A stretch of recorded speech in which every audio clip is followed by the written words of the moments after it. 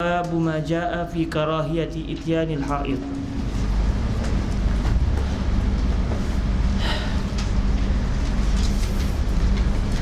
Saya masih lagi belum sempat untuk merajaah masalah yang sebelum ini berkenaan dengan al-khumrah.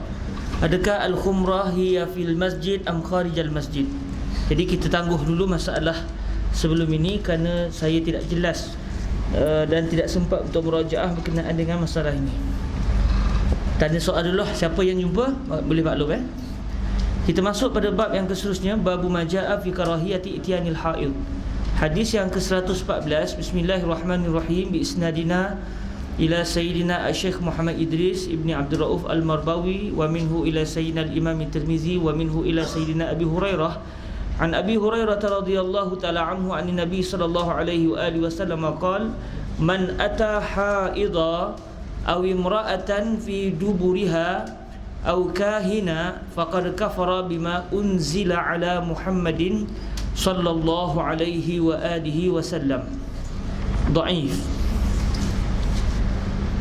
Daripada Abi Hurairah radhiyallahu taala anhu, daripada Nabi sallallahu alaihi wa alihi wasallam, sabdanya, barang siapa jima' ia akan perempuan haid atau perempuan pada duburnya, atau datang akan penengok yang gaib-gaib, maka sungguhnya kafir ia ataupun kufur ia dengan barang yang diturunkan atas Muhammad sallallahu alaihi wasallam. Okey, zahir hadis begitu. Tapi alhamdulillah bila kita belajar berkenaan dengan akidah, bila kita baca hadis seperti ini, on the spot kita tahu takkan bila melakukan dosa jatuh kafir. Jadi kafara di sini bukan kafara dengan maksud kharaja minal millah, tapi maksud dia kafara bermaksud lam yuti' Allah azza wa jalla, ataupun disebut sebagai kufru kafar dengan maksud diddu syukur, diddu syukri, li'anna al-kufra diddu syukri min haitsu lughah. Jadi kafara di sini semestinya bukan bermaksud kafir, kerana melakukan dosa, hatta dosa besar sekalipun, hatta bunuh diri sekalipun, tidak membawa kepada keluar daripada agama Islam, melainkan kalau seseorang itu mengatakan perbuatan yang haram adalah halal dalam keadaan dia tahu perbuatan itu haram, tapi disebut juga halal dengan sengaja tanpa sebarang paksaan, maka ketika itu dia terkeluar dengan sebab tahlil ma haramahullah atau tahrim ma ahallahullah. Itu antara perkara yang lebih bagi pelajar yang mendalami ilmu-ilmu Islam. Lalu bila dia baca hadis, dia akan pandang, dia akan bawa apa yang dipelajari itu kepada perkara yang merupakan perkara asas di dalam perbahasan akidah. Contoh, bila dia baca ayat-ayat mutasyabihat, macam mana ayat ataupun hadis ini menunjukkan, contoh, yanzilu rabbuna minas sama', dia kata mesti ada makna lain. Dia sudah diikat dengan kaedah kullu nasin awhamat tashbiha awwilhu aw fawwid warum tanziha. Jadi setiap ilmu-ilmu itu sangat diperlukan di dalam memahami hadis-hadis Rasulullah sallallahu alaihi wasallam dan juga memahami firman Allah Subhanahu taala. Baik, kita masuk kepada penjelasan Syekh Idris Al-Marbawi dalam bab ini. Babu ma jaa fi karahiyati ityanil haid. 533, bab yang telah datang ia pada menyatakan tegah jima' perempuan haid. Tengok digunakan kalimah karahiyah. Kalau kalimah karahah ataupun karahiyah ini digunakan oleh ulama-ulama mutaakhirin, orang kafir, maksud dia makruh, karahah. Tapi karahah yang digunakan oleh ulama-ulama salaf bermaksud ditegah, ya imma haram ya imma makruh. Contoh di sini karahah dengan maksud haram. Karahah dengan maksud haram. Jadi ini adalah satu perbezaan istilah. Sebab tu satu perkara yang penting juga adalah apabila kita membaca satu ilmu itu, dengan kita menilai istilah yang digunakan pada zaman tu apa. Adakah ia istilah yang kita faham atau istilah yang lain. Contoh kalimah karahah. Karahah pada istilah ulama salaf dulu, dari segi bahasa dia akan guna dengan maksud tak suka, tak boleh. Ya imma tak boleh dengan maksud haram, ya imma dengan maksud makruh. Tapi kalau zaman hari ini, fi karahati ityanil haid, dia macam mana boleh karahah bukankah haram ke? Dia faham karahah dengan maksud istilah mutaakhirin Jadi karaha di sini bermaksud haram. Bab yang telah datang ia pada menyatakan tegah jima' perempuan haid. Perempuan haid. Ketahuilah kiranya ya saudaraku, adalah jima' perempuan yang haid itu telah lalu diterangkan haramnya. Macam ada huruf jim di situ Maksudnya haram tu dia titik tak sengaja, ataupun titik bukan share titik tapi titik masa cetak tu dakwat, kesan dakwat telah diterangkan haramnya di dalam masalah 525 dengan ijma' muslimin.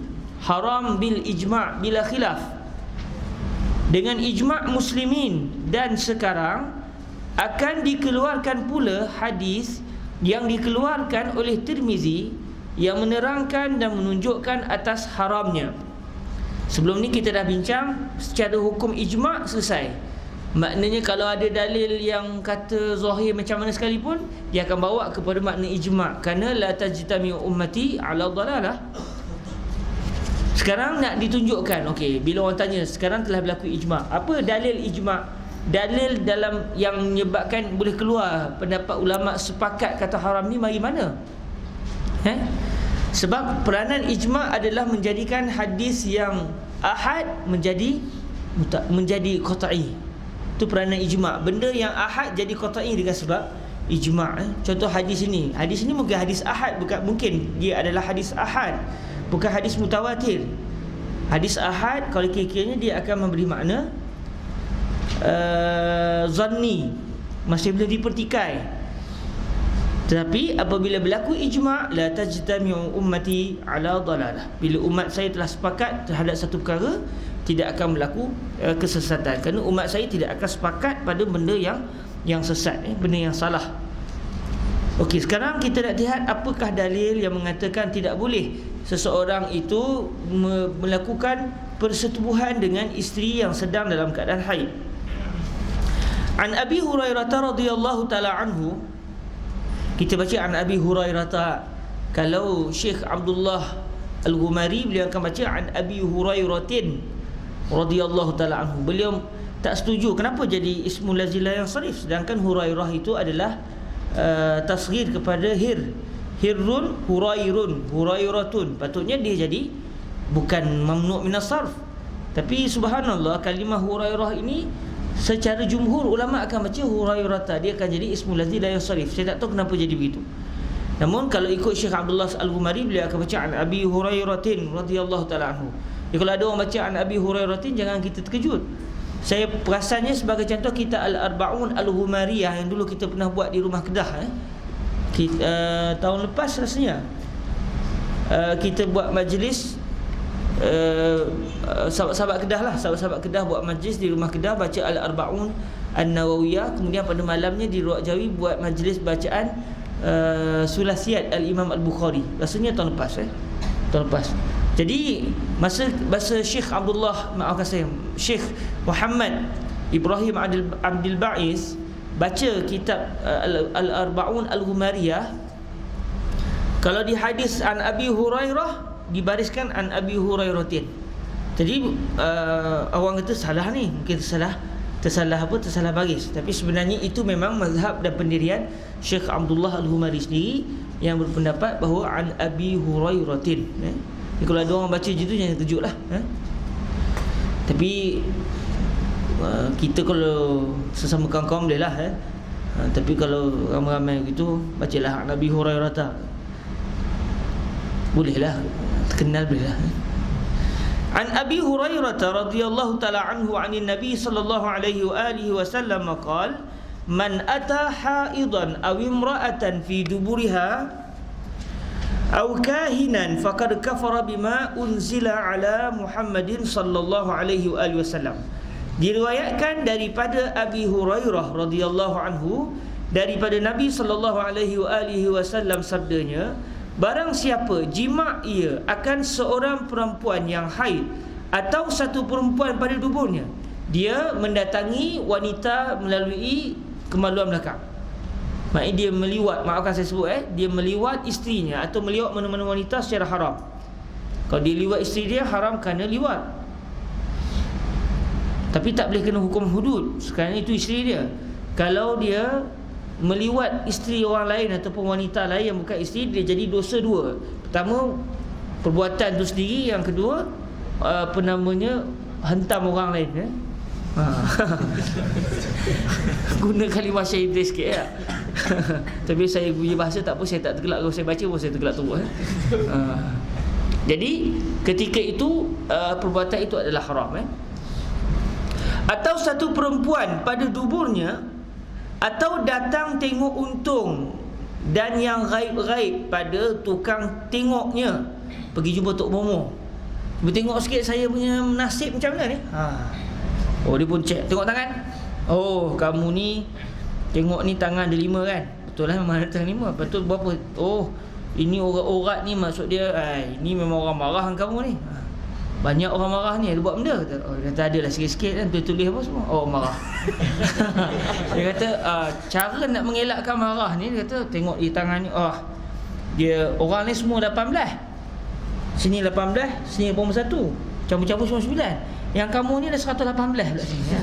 Ada satu pula lebih. Maknanya kamu ni kena bagi sedekah sebanyak RM118, baru nasib kamu akan berubah. Kawan tu pun percaya. Dia pun sedekah RM118 kepada orang ramai. Mai dia berjumpa dengan tukang telit. Maka perbuatan ini adalah haram. Atau datang tengok untung dan yang gaib-gaib. Saya punya barang hilang ni. Cuba Ustaz tengok-tengok sikit. Ini ada jauh ni. Tengok ikut air. Tengok air macam jadi kuning ni. Tengok ni dia pun pusing. Dia berada di belah utara. Barang kamu di belah utara. Cuma nak sampai ke situ tu, dia ada pengeras dia. Apa pengeras dia? Chicken chop kata kan. Okey. Jadi dia menengok barang yang gaib-gaib, tak tahu ke mana. Jin sorok lah macam lah. Dia percaya dengan benda-benda begini. Sedangkan yang tahu gaibnya hanyalah Allah Subhanahu Taala. Jin pun tak tahu benda gaib. Tapi kalau barang tu kena sorok dek jin, dan kebetulan Tok Bomo tu jin dia yang sorokkan, dia yang sorok. Dia tahulah barang tu kat mana. Dia tak jadi gaib dah ketika tu, sebab dia yang tukang sorok. Tapi kalau 10 tahun akan datang akan berlaku gini-gini, lihat itu tak ada siapa yang tahu, kerana hakikatnya yang tahu hanyalah Allah Subhanahu Taala. Atau datang tengok untung dan yang gaib-gaib pada tukang tengoknya, maka sungguhnya kufur ia dengan barang yang diturunkan atas Nabi Muhammad sallallahu alaihi wasallam. Yakni ni maknanya huraian daripada Syekh Idris Al-Marbawi. Yakni seolah-olah kufur ia dengan Quran. Ka'annahu, di situ menunjukkan bahawa Syekh Idris ni orang alim. Kata maknanya kafir lah. Dia kata iaitu keluar daripada agama Islam. Yang tu maknanya kalau tulis gitu nampak yang penulis tak alim. Tapi tengok Syekh dia, yang ini seakan-akan, seolah-olah. Jadi dia tak kafir, tapi perbuatan itu macam-macam dia telah keluar daripada agama Islam. Syekh itu mentakwilkan kalam baginda Nabi sallallahu alaihi wasallam. Kenapa? Kerana dalam akidah Ahlussunnah wal Jamaah, buat dosa, hatta dosa besar, tidak membawa kepada kufur, tidak membawa kepada keluar daripada agama Islam. Jadi kufur di sini ya imma qarib minal kufri, ya imma kufur bermakna diddu syukri, tidak bersyukur kepada Allah Subhanahu wa taala. Yakni seolah-olah kufur ia dengan Quran. Kerana Quran menerangkan tiada siapa ketahui yang gaib-gaib melainkan Allah, dan jikalau ia Nabi lagi Rasulullah dan malaikat yang mukarrabin sekalipun, malaikat Jibril pun tak tahu, malaikat-malaikat yang dekat dengan Allah Ta'ala yang kedudukannya tinggi pun tak tahu. Tiba kamu pula Tok Momo boleh tahu. Jadi macam kamu ni dah kufur dengan Quran. Nabi tak tahu, malaikat tak tahu, kamu pula tahu. Kamu entamin min perak contoh. Maka selanjutnya, maka orang yang pergi payah maka orang yang pergi bertanya untung dan yang gaib-gaib itu kepada tukang tengok dan yang mengaku tahukan asrar, iaitu rahsia. Asrar, kita belajar bahasa Arab tahu sikit lah. Tapi kalau orang kampung baca benda pula asrar ni, tanya pula orang Perak, entah tak dengar pula asrar ni benda. Alhamdulillah kita belajar salah-salah sikit ni, boleh lah. Dan yang mengaku tahukan asrar itu, kufurlah ia dengan Quran, kerana apa ia pergi bukankah seolah-olah tiada percayakan kata Allah dalam Quran? Jadi itu yang dibuat macam seolah-olah. Namun dia ada satu kaedah panggil lazimul mazhab laisa bimazhab. Lazimul mazhab laisa bimazhab. Contoh, satu orang kata Allah Ta'ala ni duduk di langit. Contoh satu orang kata tu, Allah Ta'ala duduk di langit. Kita kata, ucapan kamu ni bahaya ni. Boleh bawa yalzamu min kalamik annallaha halla fil makan. Yani hadha huwa al makan, Allah yakun fawqa al makan. Izan Allah mahdud. Izan Allah wal mahdud la budda yakun lahu jism. Izan anta qulta anna Allah jism, izan anta mujassim, anta kafir. Dia yalzam, benda yang membawa kepada. Jadi dalam kaedah yang dipegang oleh ulama-ulama kita, lazimul mazhab laisa bimazhab. Benda yang kita faham daripada satu ucapan seseorang itu bukanlah boleh dianggap sebagai mazhab kawan tadi. Mungkin dia hanya yang dia tergambar Allah di langit, tanpa dia tergambar langsungnya Allah Ta'ala bila sebut di langit, maknanya langit di atas tu ada Allah. Benda yang ada di atas mesti berjasad. Ni dia akan bawa pada Tuhan berjasad. Ni kita akan kata Tuhan yang ada jasad. Mustahil. Jadi benda ni boleh bawa kepada kafir. Kamu kafir.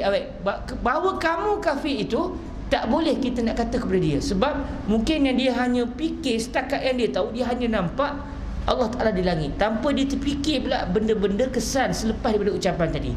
Jadi oleh kerana mazhab Ahlussunnah ni bukanlah mazhab yang cepat nak kafirkan, cepat nak mengatakan orang salah, maka keluarlah satu kaedah lazimul mazhab laisa bimazhab. Contoh macam ni, kamu percaya dengan tukang telik, sedangkan Allah Ta'ala dah sebut tak ada benda, tak ada siapa yang tahu benda gaib.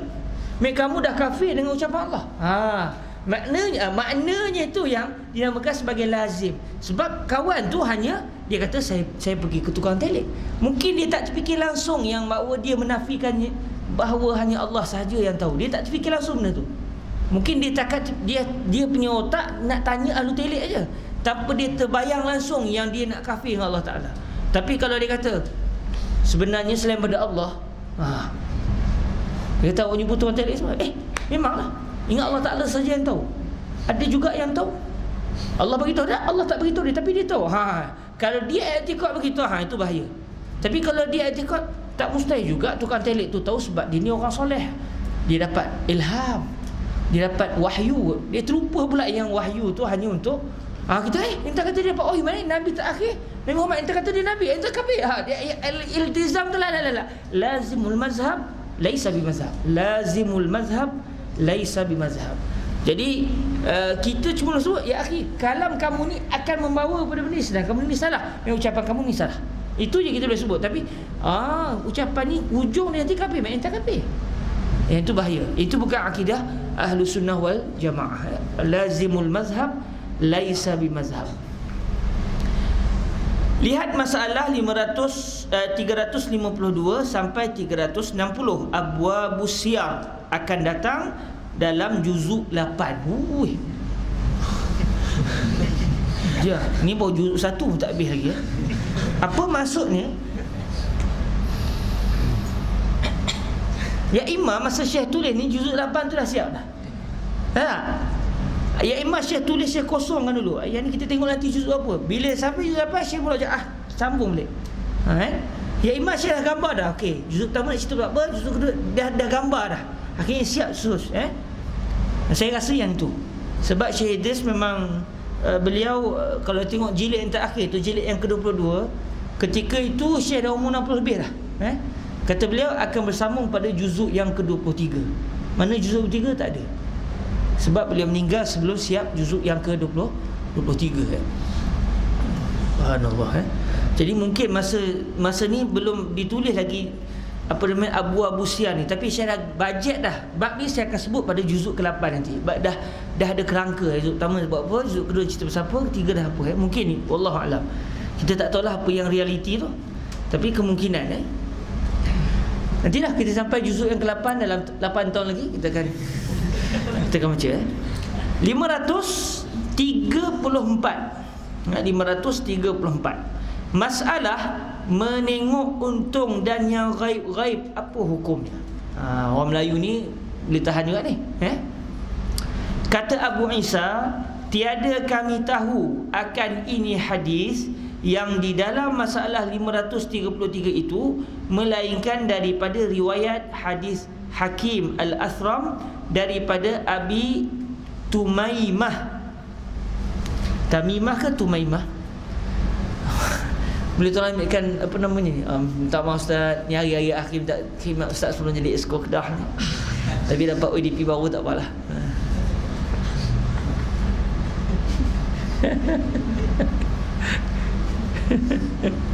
Macam-macam suka orang Perak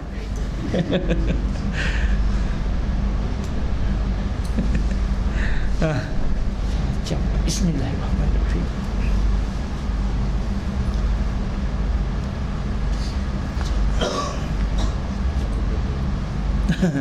Tobek bodoh-bodoh gitulah.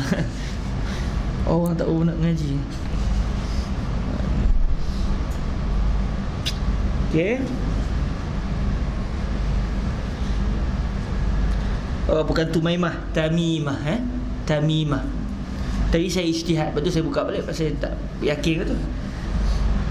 Tamimah Al-Hujaimi nama beliau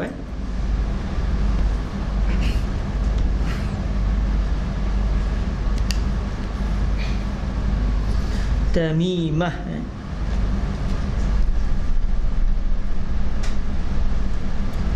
cuma ada huruf tak marbutah di ujung tu Syekh Idris tak ada huruf tak letakkan ta marbutah.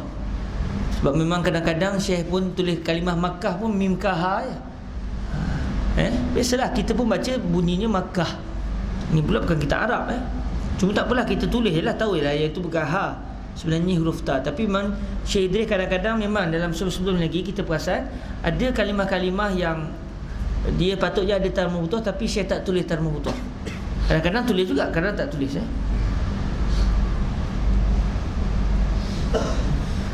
Melainkan daripada riwayat hadis Hakim Al-Asram daripada Abi Tamimah daripada Abi Hurairah. Dan hanya senya makna ini hadis di sisi ahlul ilmi ialah atas mengeraskan jangan dipergi bertanya untung dan ghaib-ghaib itu, kerana ialah perkara yang dibesarkan salahnya hampir-hampir jadi kafir. Tapi tak kafir. Melainkan kalau dia i'tikad, saya tahu memang dia ni tahu benda ghaib. Ingat Allah Ta'ala saja tahu benda ghaib. Kalau disebut gitu, nanya kawan ni, nanya kawan ni. Tapi kalau dia tak fikir pun benda tu, cuma natijah dia boleh bawa ke situ, baik. Lazimul mazhab laisa bi mazhab. Lepas tu kadang-kadang orang Melayu kita ni perbuatan syirik. Hati-hati, relax lo Syekh. Bila sebut perbuatan syirik, bid'ah ni dia bawa ke kafir Itu yang merisaukan. Kita kata baik perbuatan ni perbuatan khurafat. Okey, khurafat. Ini perbuatan syirik tu, kalimah syirik tu nanti last sekali boleh. Kalau dia boleh buat, dia memang sebut benda-benda yang zahir betul, memang dia syirik, okey. Tapi kalau tidak, jangan. Sebab kita takut kita secara tak langsung terjebak dalam mengkafirkan. Benda ni sangat bahaya Dulu kalau cerita dalam arena politik sikit lah Yelah, orang pun dah letak kita orang PAN Tapi tak isi orang pun lagi, tak tahulah kan. Kau dia pernah jadi musyid orang PAN macam-macam. Dulu saya pernah ikut, tapi tak apa kalau ada orang UMNO di sini minta maaf lah Saya dulu terlibat pernah ikut satu jambori Uni Amal lah Tapi masa tu zaman saya tahun 2002 begitulah saya kebetulan balik cuti buat di Sungai Besar Selangor. Dia nak buat tempat lain, tiba kacau dek polis. Ni cerita saya, bukan nak cerita yang tu, ada benda nak cerita tu. Jadi marahlah orang ni, polis ngacau lah apa semua kan. Jadi lepas tu dia tahu saya ni orang belajar Mesir. Jadi dia pun bukan marahkan UMNO lah. Kata ni kerja UMNO semua menyusahkan kita. Sebab dia pun target nak buat program tepi pantai. Jadi macam-macam lah. Dia nak bawa oksigen punya tu. Semua nyusah lah sikit hati lah kan. Ada yang bawa kaki nak berenang kan. Lain kali dia pun buat pameran je dekat tepi padang kan. tak boleh nak berenang lah. Jadi ada satu abang tu, Dia marah lah, dia marah. Lepas tu dia kata, inilah UMNO ni, kafir. Dia kata, abang, relax abang, jangan sampai kita kafir. Kenapa tak ada kafir? Awak ni PAS ke UMNO ni? Dia marah sebab kita tak kafir. Kalau saya sebut kafir, dia kata memang sah PAS. Dia faham gitu, maknanya UMNO ni kafir. Memang ada pemikiran yang dalam setengah masyarakat kita begitu. Mungkin dia salah faham, mungkin dia salah faham. Tapi bila kita terang balik, tak boleh kita khabar begitu. Sebab dia tak laksana hukum Tuhan, dia kata. Allah Ta'ala suruh buat hudud, dia tak buat. Dia kata dia tak buat hudud, memang dia salah. Tapi masalahnya jangan cepat kita kata dia kafir. Sebab buat dosa besar tidak membawa kepada kafir. Jenuh kat tu nak berentang dengan abang tu. Sampai dia bengang lah dengan saya. Saya kata, kalau abang tak terima, buat macam mana? Dan saya belajar begitu. Takkan saya nak ikut kata kafir dan saya belajar kata tak kafir. Dia marah betul lah saya masa tu. Tapi okey lah, lepas tu saya tak jumpa dah abang tu. Saya dah terlupa dah muka dia. Mungkin abang tu ada kat Mesir kot. Itulah ceritanya. Bukan pasal jumuri tu. Tapi tengok depan ni, kalau depan buat jamburi, kita ikut lah. Macam-macam orang marah jangan dilayan. Kalau marah panas pergi kayu, mandi pergi kayu. Macam-macam. Mana kita tadi? Allahu Akbar. Okey, kata Abu Isa lagi, okey, kerana ialah perkara yang dibesarkan salahnya. Syarak menganggap benda ni besar. Benda ni satu dosa besar. Pergi ke kahin, pergi kepada tukang tengok nasib ni, nak tanya benda-benda gaib ni, hampir-hampir jadi kafir. Segialah menjauhkan daripadanya. Segialah, sepatutnya lah. Setengah kitab panggil sayugia, siogia. Tapi Syekh dia banyak guna kalimah segialah. Maknanya itu sepatutnya lah. Maknanya kita jadi jauh sebab jangan jadi kafir nanti. Jadi benda tu Nabi sebut atas dasar nak bagi tahu benda ni sangat besar, hampir-hampir boleh bawa kepada kekufuran kerana dia membawa yalzam min hadza fi'li yuaddi ila al-kufr. Tapi kita pegang satu kaedah lazimul mazhab laisa bi mazhab. Kata Abu Isa lagi, dan sungguhnya diriwayatkan daripada Nabi SAW sabdanya, barang siapa jima' perempuan haid, maka hendaklah bersedekah ia senisfu dinar. Yang ni yang sebelum ni kita jadi pening. Ada kafarah ke? Kan kalau kita pernah baca sebelum ni, orang yang mendatangi orang yang haid, dia ada kafarah dia. Kalau kita tengok pada muka ke 200 tu, masalah 525. Muka 200, masalah 525. Bawah tu 3 ke bawah, 4 daripada bawah masalah tu. Dan jika jima' ia dengan disengajanya, lagi tahukan perempuan itu dalam haid, dan tahukan haram, lagi dikerjakan dengan kehendak sendiri, maka sungguhnya memperbuat ia dosa besar dan kena bayar kafarah. Lihat masalah 538, masalah yang sedang kita baca sekarang ini. 538 masalah lepas ni. Tapi di sini sudah disebut sedikit 534 tu disebut sikit. Cuma dalam mazhab Imam Syafi'i kita, kafarah ini tidak wajib tetapi disunatkan. Kalau dia tak nak bayar pun tidak berdosa, berdasarkan mazhab al-Imam Asy-Syafi'i radhiyallahu taala anhu wa ardahu. Maka jikalau adalah jima' orang perempuan haid itu, ada orang lelaki pergi dia bersama dengan isteri dia, iaitu bersetubuh dengan isterinya dalam keadaan si isteri itu datang haid, dalam keadaan sengaja. Kalau dia tak sengaja, nak buat macam mana kan? Dia tak perasan. Ni sengaja, maka ketika itu dia hendaklah membayar kafarah, iaitu disunatkan membayar kafarah dalam mazhab Imam Asy-Syafi'i. Berapa? Hendaklah bersedekah ia senisfu dinar. Dinar dengan dinar iaitu 4.25 gram emas. 4.25 gram emas dengan emas 996. Emas 996 emas 996. Sebab dinar pada zaman Nabi SAW itulah nilainya, iaitu emas bilangan emas tulennya adalah 4.25 gram, dan emas dinar ketika itu adalah dinar emas 996, emas 996. Jadi hukum hakam fiqh yang berkaitan dengan sedinar, 2 dinar itu dia akan merujuk kepada dinar dengan maksud 4.25 gram emas 996. Jadi kalau tengok di Malaysia tu, Kerajaan Negeri Kelantan sebelum ni dia pernah keluarkan dinar emas Kelantan iaitu guna emas 996 dengan nilai emas tu sendiri 4.25 gram. Maksudnya 996. Selebihnya dia ada campur dengan benda lain lah. Tapi emas tulisnya 4.25 gram. Ada juga saya tengok ada beberapa tempat lain dia keluarkan dinar emas 4.25 gram dengan menggunakan emas 9.999. Emas 999. Yang tu dia lebih mahal lagi.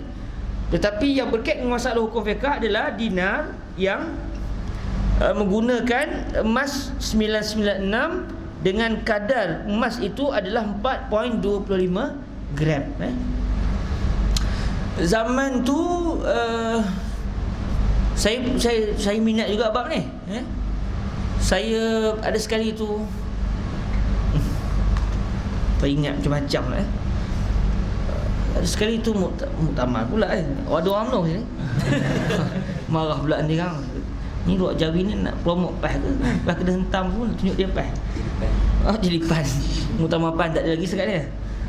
Ada satu sekali tu muktamar di Kuizem, emas dia orang buat apa namanya pameran emas. Jadi saya tak belilah dinar tu, saya beli dirham je lah. Saya mampu beli dirham. Satu dirham ketika tu 30 ringgit. Satu dirham Satu dirham 30 ringgit. Dinar masa tu 700 ringgit Malaysia. Jadi maknanya kalau secara kasar-kasarnya harganya main setengah dinar lebih kurang iaitu 350 ringgit Malaysia. Harga dululah, harga sekarang kita tak pastilah, kita kena rujuk balik nilai emas 996 kali harga dia tu kali dengan 4.25 gram. Kita akan dapat terus berapa kadar satu dinar. Jadi sebab benda ni penting sebab ia berkait dengan zakat. Senang kita nak congak Lepas tu ada sahabat kita kahwin mas kahwin dia 1 dinar kecil dinar ni emas besar-besar ni. Ni 1 dinar. Tapi emas betul lah. Okey. Hendaklah bersedekah ia senisfu dinar, iaitu setengah 1/2, iaitu 50% daripada 1 dinar. Maka jikalau adalah jima orang perempuan haid itu jadi kafir dengan sungguhnya, ni cara istimbat ulama kita. Sebab kalau ikut hadis, tiga-tiga perbuatannya dikafir. Bersama dengan isteri ketika isteri sedang haid, ataupun dia liwat seorang wanita, atau dia pergi jumpa orang yang melihat benda-benda gaib ni, jadi kafir. Faqad kafara bima unzil ala sayyidina Muhammad. Jadi ikut zahir kafir. Tengok cara ulama faham. Kata para ulama, dan jikalau adalah jima orang perempuan haid itu jadi kafir dengan sungguhnya, nescaya tiada disuruh padanya dengan membayar kafarah sebagai pada hadis itu. Maka hadis ini ialah menunjukkan atas salah besar jua, seolah mahu jadi kafir, dan telah mudhaifkan oleh Muhammad Al-Bukhari akan ini hadis daripada pihak sanad-sanadnya. Jadi bila Nabi SAW suruh, okey, siapa yang bersama dengan isterinya ketika isteri sedang haid, dia kena bayar nisfu dinar. Jadi kalau dia tu jadi kafir, patutnya awak baca syahadah balik. Tapi tak ada pula Nabi suruh begitu, menunjukkan bahawa dia tidak jadi kafir. Apatah lagi hadis faqad kafara bima unzila ala sayyidina Muhammad ini adalah hadis dhaif. Hadis dhaif tidak boleh menjadi sumber hukum, apatah lagi untuk mengkafirkan orang. Lagi-lagi tak boleh. Lagi-lagi tidak boleh.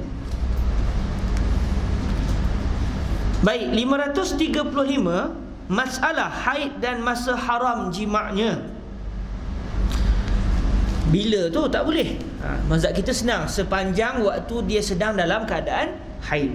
Tengoklah haid dia berapa hari, maka kesemuanya tidak boleh seseorang itu bersama dengan isterinya ketika isteri sedang dalam keadaan haid. Kalau haid dah berhenti pun tak boleh lagi, kena tunggu isteri mandi junub terlebih dahulu, barulah selepas itu dia boleh bersama dengan isterinya. Kata Nawawi radhiyallahu taala anhu, bermula haram wati, iaitu haram bersetubuh dan menyentuhnya, menyentuh dengan maksud bersetubuh juga, bukan sentuh isteri. Minta maaf, don't touch me because you haid tak boleh begitu, sebab wanita haid yang tak boleh hanya bersama dengan maksud melakukan hubungan suami isteri dan berseronok-seronok di antara kawasan pusat ke lutut sahaja. Dia nak seronok pegang telinga isteri dia sampai digigit putus telinga kawan tu pun tak jatuh haram Cuma kalau dia putuskan dengan niat, haram lah, kerana dia telah mencederakan Tapi kalau dia tak sengaja genggam putus telinga kawan tu, maka dia termasuk orang yang tidak sengaja. Maka orang tak sengaja ni dia kena bayar diat, diat telinga. Mahal jangan buat pasal satu jari ni saja 5 ekor unta. Tak silap saya lah, 5 ekor unta satu jari. Nak ceritanya, hukum hakam syarak ni adalah hukum hakam yang melihat kepada nilai kemanusiaan manusia yang tinggi. Sebab tu kalau dilaksanakan syariat, dilaksanakan hukum hakam Islam di Malaysia, dia akan membawa kepada kemasukan non-Muslim kepada agama Islam secara berbondong-bondong. Itu dari segi sudut itu bahaya kepada agama lain. Sebab agama-agama lain akan lihat, orang beragama lain kata ini keindahan Islam. Maknanya satu tangan awak patahkan secara zalim, awak kena patah tangan balik. Tapi kalau dimaafkan, boleh dapat 5 ekor unta. 5 ekor unta bukan main-main. Jadi dia akan menaikkan lagi nilai Islam di sisi masyarakat bukan Islam.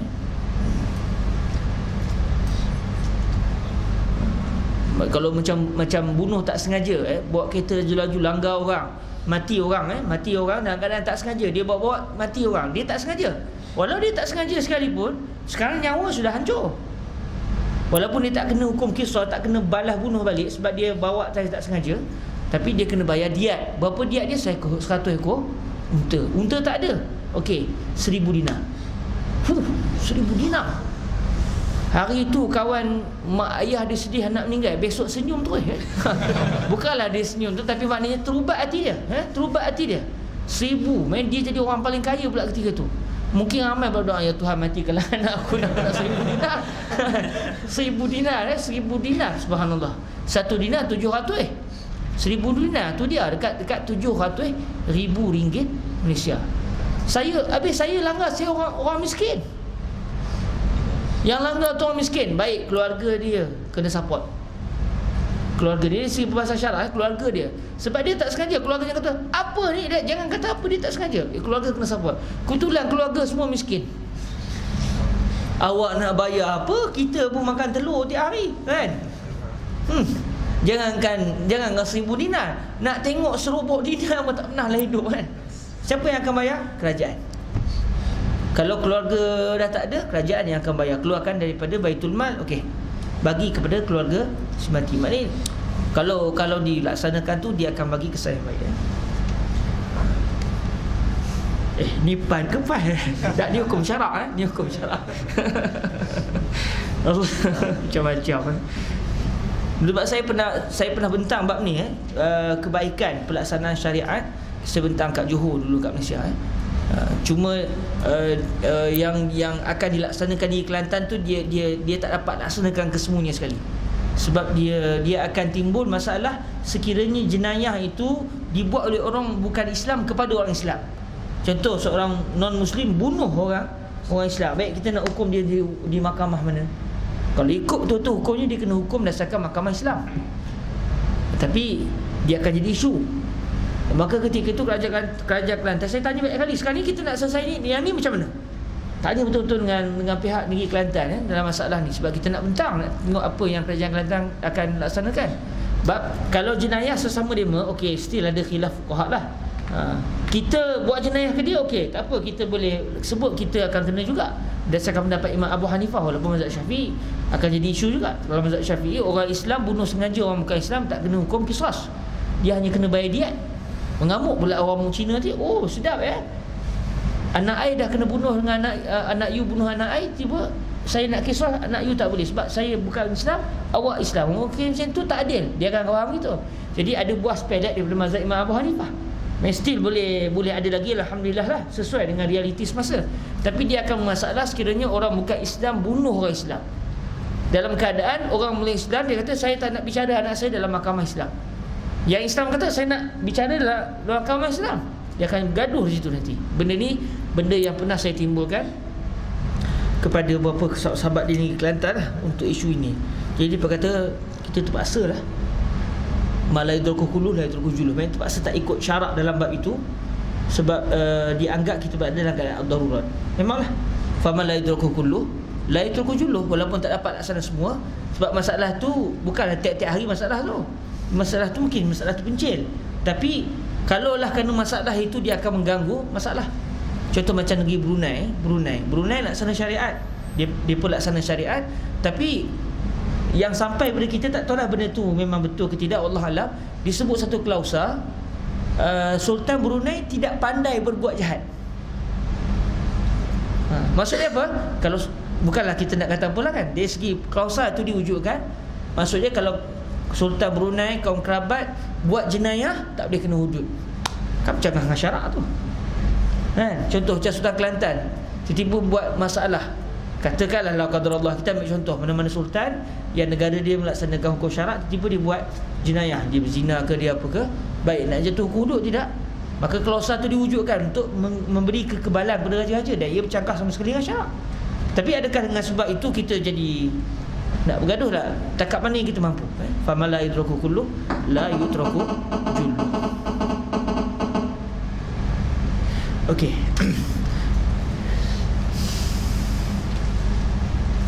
Okey, kata Nawawi, ya satir. Sebelah lah jangan disebut pan lagi lambat kita buat. Okey, kalau begitu kita berhentilah sekat ni sebab dah baca sikit kita habiskan masalah ni, boleh baru nak panas sebab Ustaz Azul tadi lambat sedikit, tapi tak apa sebab kita target dah pukul 11. Ustaz Azul berhenti 10.45 pun kita start pukul tu dah ke 11. Bagi kita seronok je kan, taklah detail macam Ustaz Azul. Baik, kata Nawawi, bermula haram wati' dan menyentuhnya, iaitu bersetubuh, maksud menyentuhnya bersetubuh, atas kaul mereka yang mengharamkan kedua-duanya itu adalah ia di dalam masa haid dan kemudian daripada putusnya sehingga mandi ia atau tayamum. Selagi tak, kalau dah putus darah pun boleh. Jangan. Dah putus darah dah, saya tak datang haid dah. Mandi belum? Belum. Okey, jangan lagi. Tunggu mandi baru boleh bersama. Ayuh tak ada. Ayuh apa? Air terkesan betul lah. Betul lah, kita ni pengarangnya orang Kuala orang Lubuk Mobor. Allahumma salli ala Muhammad. Ayuh tu air lah, minta maaf translate sikit, transliterasi air tak ada. Jadi kalau air tak ada, tayamum lah. Tayamum untuk istibahati salat, istibahat jima' dan sebagainya. Maka tiada air dengan syaratnya atas mazhab kita dan mazhab Malik. Okey, atau tayamum, okey, atau tayamum jika tiada air dengan syaratnya, dengan syarat tayamum lah. Cara tayamum ni macam mana, kat mana, apa semua dibincangkan. Kena cari dulu apa semua tu, semua dah dibincangkan lah dalam kitab-kitab fiqh. Atas mazhab kita, mazhab Syafi'i dan mazhab Malik dan Ahmad dan jumhur salaf dan khalaf. Dan kata Abu Hanifah, okey, ni mazhab Imam Abu Hanifah pula, apabila putus darah bagi sebanyak-banyak haid, halallah wati'nya sekarang-karang itu. Sekarang itu maknanya masa-masa tu juga dah boleh dah, apabila putus darah haid dan sampai kepada sebanyak-banyak haid di sisi mazhab Imam Abu Hanifah. Saya tak pasti sebanyak-banyak haid di sisi mazhab Imam Abu Hanifah 15 hari juga ke tidak, sebab dia berlaku khilaf dari segi aksarul haid di sisi para ulama kita. Begitu juga dengan aqallul haid. Ada khilaf sikit dah masalah haid. Cuma mazhab kita Syafi'i, aqallul haid yaum wa laila ay 24 sa'ah wa aktsaruha ay wa aktsarul haid 15 yauman bilayalihin. Dan mengambil hujah, apa hujah jumhur? Dan mengambil hujah jumhur dengan firman Allah Ta'ala, wala taqrabuhunna hatta yatuhurna fa iza tatahharna fa'tuhunna min haitsu amarakumullah. Artinya, dan jangan menghampiri sekalian kamu akan perempuan-perempuan haid itu dengan jima hingga suci mereka itu daripada haidnya dan mandinya. Hatta yatuhurna, sehingga mereka suci. Jadi mazhab Syafi'i faham suci ni itu mandi junub lah. Mazhab Imam Abu Hanifah faham suci maksudnya dah tak datang haid. Jadi ayat yang sama tetapi berlaku khilaf dari segi kefahaman ayat. Maka apabila telah bersih mereka itu, maka datangkan olehmu sekalian akan dia daripada sekira-kira menyuruh akan kamu oleh Allah. Wallahu a'lam. Okey. Maka apabila telah bersih mereka itu, iaitu wanita-wanita haid itu, putus darah, darah tak datang, dia pun dah mandi, okey, maka datangkan olehmu sekalian akan dia. Bolehlah ketika itu suami bersama, bukan wajib bolehlah ketika itu untuk bersama dengan isteri yang telah selesai mandi junub daripada sekira-kira menyuruh akan kamu oleh Allah, iaitu pada kawasan-kawasan yang diizinkan sahaja, iaitu pada, maafkan saya sebut, itu pada kemaluan hadapan. Adapun kemaluan belakang diharamkan oleh Allah SWT, min haitsu amarakumullah, kerana kemaluan hadapan saja yang dibenarkan oleh syarak. Walaupun dia isteri kita, tak boleh kita mendatangi dari arah belakang. Yalah, kalau kita maafkan saya, dia berkait masalah fiqh, takut sahabat ingat benda tu jadi haram dengan maksud iaitu memasukkan, yalah, yang sepatutnya ke dalam kemaluan belakang, itu yang diharamkan. Tapi kalau style dia, maafkan saya sebut, style dia daripada belakang tapi kena juga ke depan, maka ketika itu halal. Cara tu terpulang, nak ikut depan, belakang, atas, bawah, melompat ke apa, serah masing-masing. Tetapi yang haram adalah, maafkan saya, yang haram adalah apabila, maknanya dengan istilah yang lebih sopan mungkin liwat. Yang haram adalah liwat, iaitu memasukkan kemaluan lelaki ke dalam dubur wanita. Itu diharamkan oleh syarak, walaupun isteri sendiri. Tapi tidak boleh jatuhkan hukuman hudud, kerana dia ada syubhah di situ, kerana itu isteri dia. Wallahu a'lam. Baik, kita berhenti setakat ni dahulu biiznillah. Besok hari, besok Selasa besok hari, besok Selasa besok ada kelas dengan Syekh Jamal Farouk.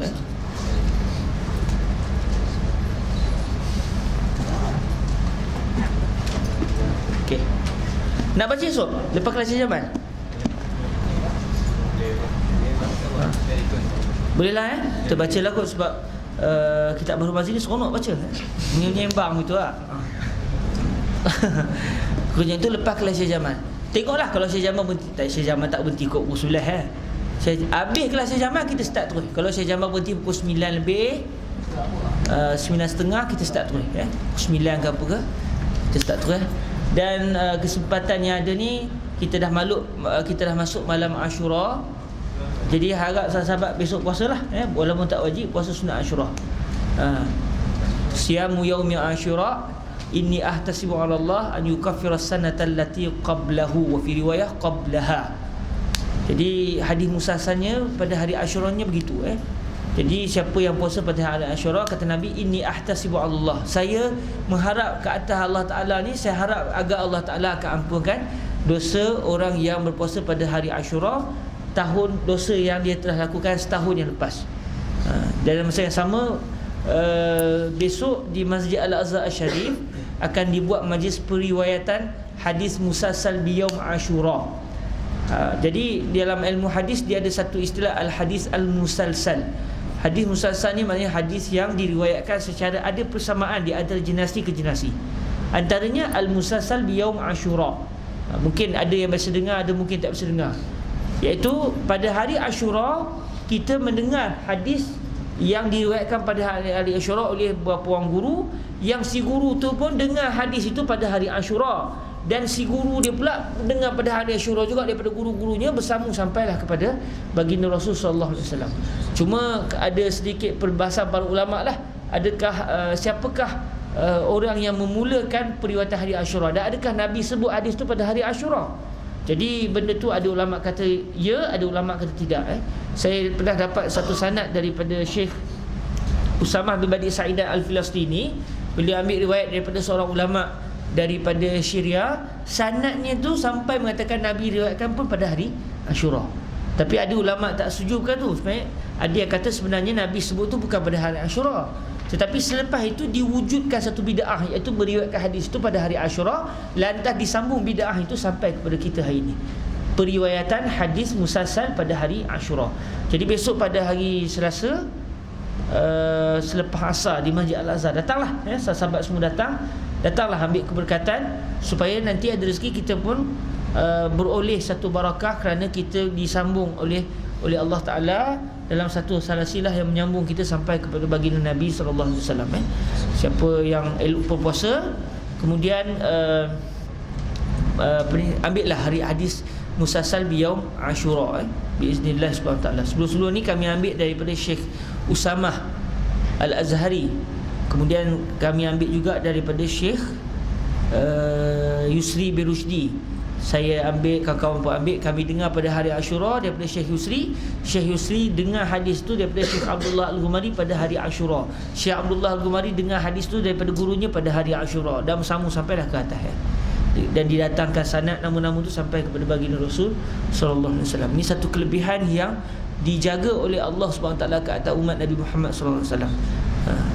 Mana ada satu bangsa lain yang dia boleh sebut kaul Nabi dia sampai kepada Nabi dia secara musalsal, betul, secara bersambung. Tahu fulan min fulan, di situ berkatnya ilmu Islam. Dia tahu guru dia siapa. Kita tahu Imam Ibn Hajar Al-Asqalani ni guru saya yang ke-30 lebih contoh. Ikut generasi dia guru yang ke-berapa. Kita tahu kerana ilmu Islam tu bersambung. Sebab tu penting kita menuntut ilmu ni daripada dada pada guru, supaya dengan keberkatan sanad itu akan menyebabkan kita terjaga dengan sebab para ulama sebelum ni, dengan sebab keberkatan mereka. Berbeza dengan orang yang dia hanya baca buku, dia mungkin tersilap, dan banyak jadi kes orang silap kes tu sebab dia tak menuntut ilmu secara berguru, lalu dia bermasalah. Tapi ada orang kata dia nak suruh promote tempat dia lah tu. Ada orang kata begitu. Dia bukan itu, sebab dia memang dari segi tradisi Islamnya begitu. Mana ada para ulama muncul Superman begitu, mesti dia mengaji juga dengan para ulama sebelumnya. Wallahu taala a'la wa a'lam. Semoga diberkati Allah Subhanahu taala, dan semoga bersemangat dalam terus menuntut ilmu. Ada pun ujian bersabarlah, bersabarlah bismillah. Okey, khair, insya-Allah kita sama-sama selawat ke atas Nabi SAW sebagai penutup majlis ni. Allahumma salli afdala salatin ala makhluqatika sayyidina Muhammadin wa ala alihi wa sahbihi wa sallim adada ma'lumatika wa midada kalimatika kullama dzakaraka dzakiruna wa ghafala an dzikrihil ghafilun. Allahumma salli afdala الصلاة على أسعد المخلوقاتك سيدنا محمد وعلى آله وصحبه وسلم عدد معلوماتك ومداد كلماتك كلما ذكرك الذاكرون وغفل عن ذكره الغافلون. اللهم صل أفضل الصلاة على أسعد مخلوقاتك سيدنا محمد وعلى آله وصحبه وسلم عدد معلوماتك ومداد كلماتك كلما ذكرك الذاكرون وغفل عن ذكره الغافلون. اللهم اجعلنا من عبادك التوابين، وارزقنا فهم النبيين وحفظ المرسلين وإلهام الملائكة المقربين. اللهم اغفر لنا ذنوبنا جميعا يا أرحم الراحمين. اغفر لنا ذنوبنا وذنوب آبائنا وأمهاتنا ومشايخنا وذنوب من أحبنا وذنوب من شتمنا وكرهنا وذنوب جميع أمة سيدنا محمد صلى الله عليه وآله وسلم. ربنا ظلمنا أنفسنا وإن لم تغفر لنا وترحمنا لنكونن من الخاسرين. ربنا آتنا في الدنيا حسنة وفي الآخرة حسنة وقنا عذاب النار. وصلى الله على سيدنا ومولانا محمد وعلى آله وعترته وأصحابه وبارك وسلم والحمد لله رب العالمين. سبحانك اللهم وبحمدك أشهد أن لا إله إلا أنت أستغفرك وأتوب إليك.